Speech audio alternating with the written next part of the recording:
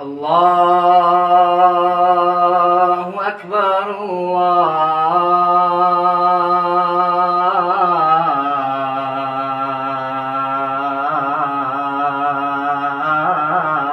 الله أكبر الله أكبر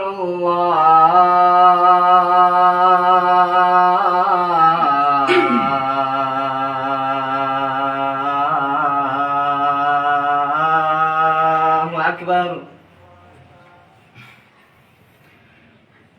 أشهد أن لا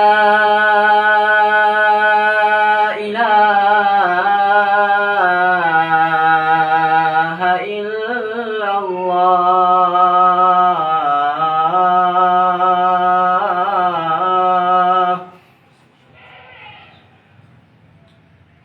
أشهد أن لا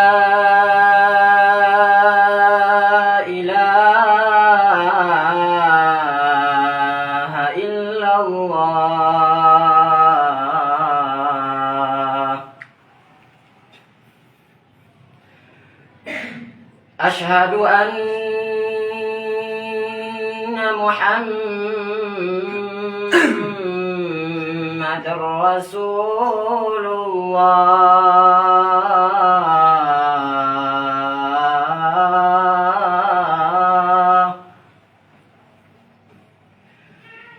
أشهد أن محمد رسول الله.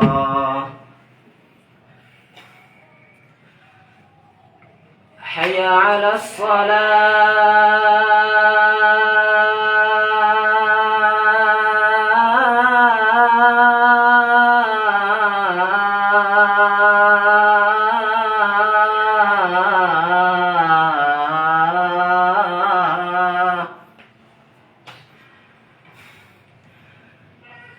حي على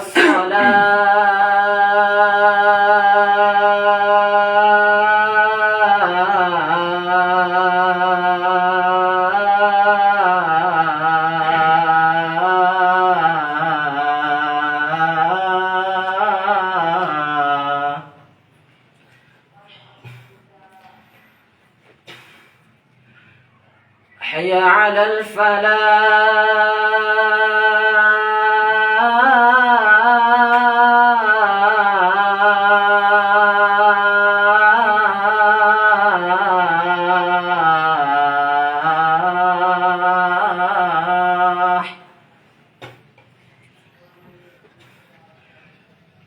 حي على الفلاح.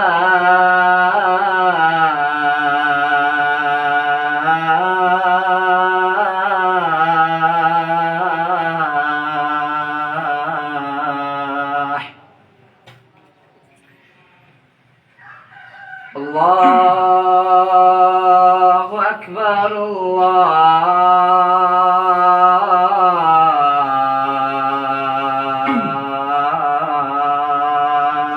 الله أكبر.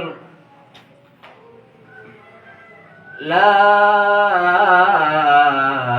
إله إلا الله.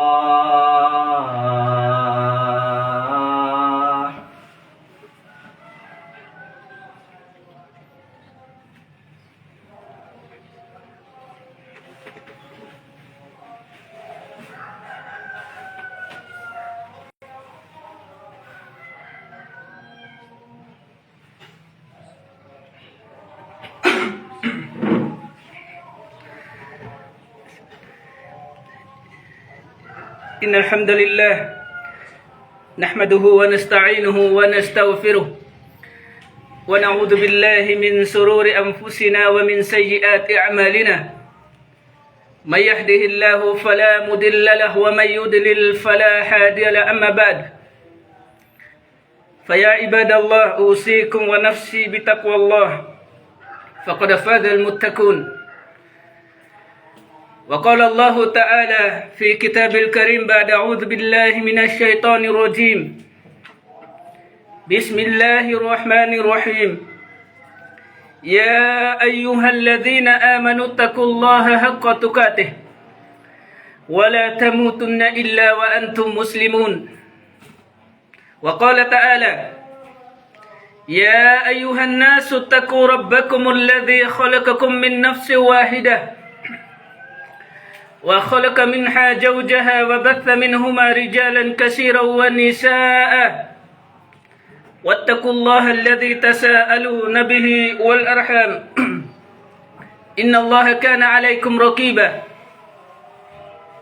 Wa qala ta'ala: Ya ayyuhalladzina amanu taqullaha wa qulu qawlan sadida yuslih lakum a'malakum wa yaghfir lakum dhunubakum wa man yuti'illaha wa rasulahu faqad faza fawzan 'azima. Amma ba'd, ya ibadallah. Jamaah kaum muslimin, jamaah salat Jumat yang dimuliakan oleh Allah Subhanahu wa taala. Puji syukur kita kepada Allah Subhanahu wa taala. Allah Subhanahu wa taala masih memberikan nikmat-Nya kepada kita semua. Terutama kita yang hadir di masjid yang mulia ini dalam rangka melaksanakan kewajiban kita sebagai orang yang beriman kepada Allah Subhanahu wa taala, yaitu kita senantiasa melaksanakan apa-apa yang diperintahkan oleh Allah Subhanahu wa taala, wabil khusus pada hari yang mulia ini, di tempat yang mulia ini. Allah memberikan nikmat yang luar biasa. Allah mudahkan kaki kita untuk melangkah ke rumah-rumah Allah Subhanahu wa taala untuk menaikkan seruan Allah Subhanahu wa taala, panggilan Allah Subhanahu wa taala, yaitu untuk melaksanakan salat Jumat pada hari yang mulia ini. Ini merupakan nikmat terbesar yang diberikan oleh Allah Subhanahu wa taala khususnya kepada kita hari ini. Salam beserta salawat tak lupa pula kita sampaikan kepada baginda Nabi kita, Nabi besar Nabi Muhammad sallallahu alaihi wasallam, juga kepada keluarganya, kepada seluruh sahabatnya yang senantiasa istiqomah di dalam ketaatan kepada Allah Subhanahu wa taala, istiqomah di dalam menjalankan apa-apa yang diperintahkan oleh Allah Subhanahu wa taala serta menjauhi segala larangannya.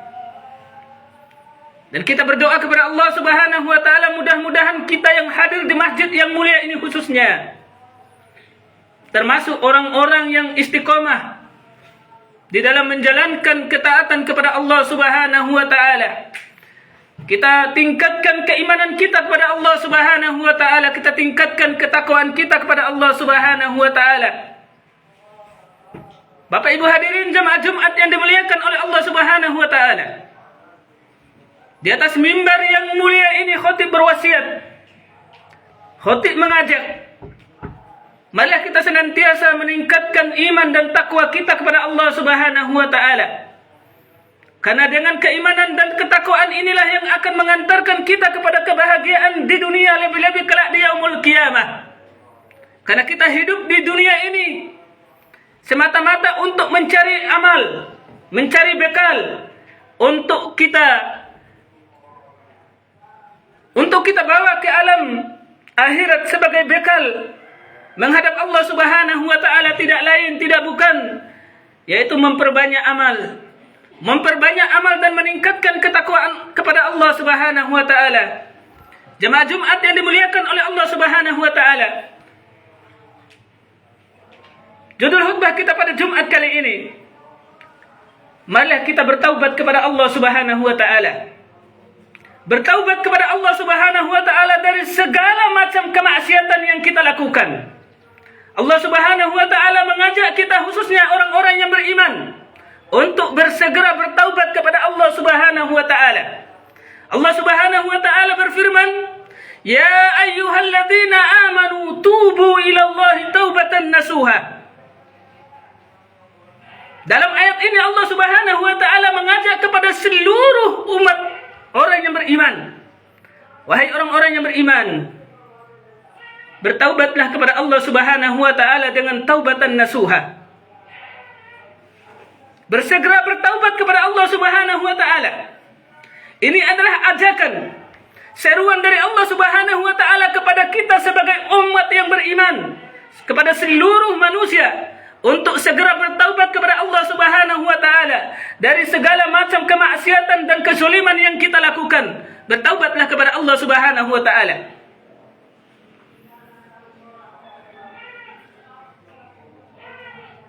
Taubat secara umum adalah meninggalkan segala macam kemaksiatan yang kita lakukan dengan ikhlas kepada Allah Subhanahu wa taala.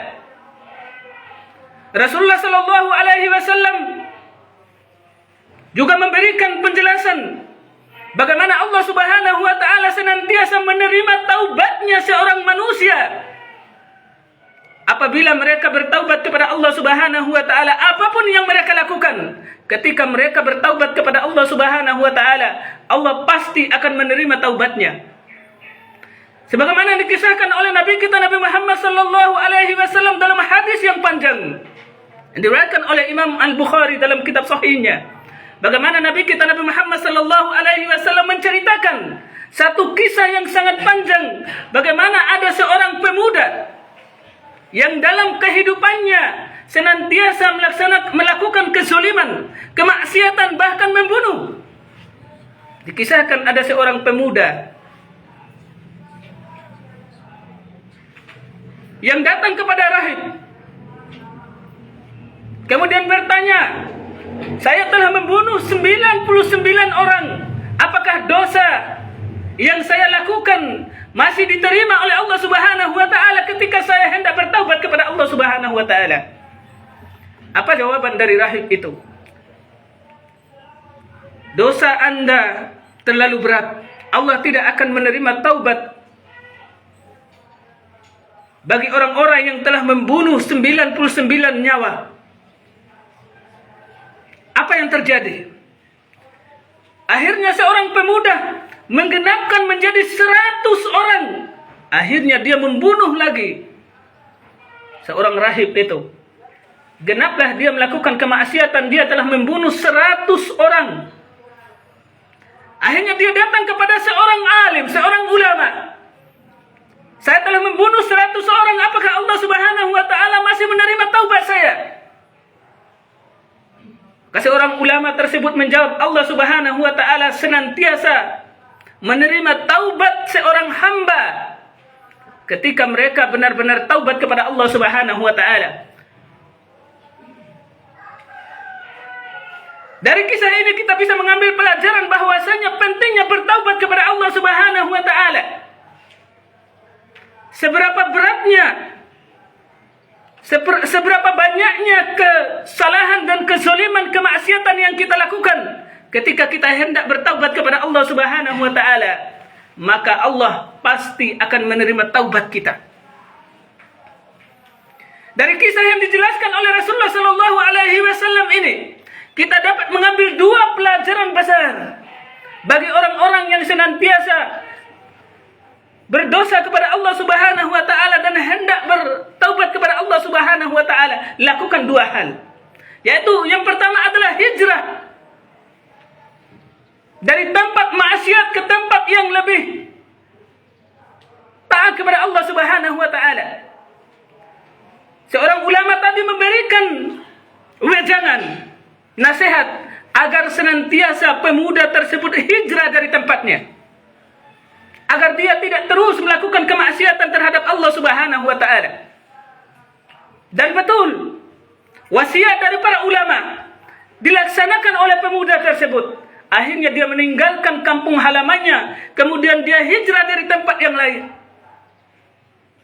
Yang kedua adalah pentingnya mencari teman yang baik.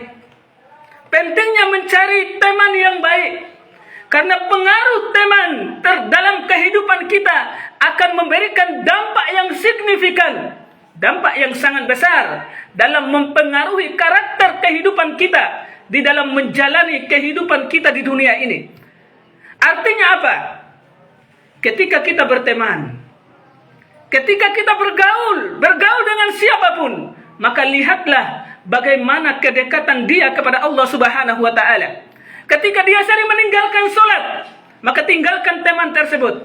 Ketika dia tidak pernah membaca Al-Quran, maka tinggalkan teman tersebut. Ketika dia malas di dalam beribadah, malas di dalam belajar, maka tinggalkan teman-teman yang seperti itu.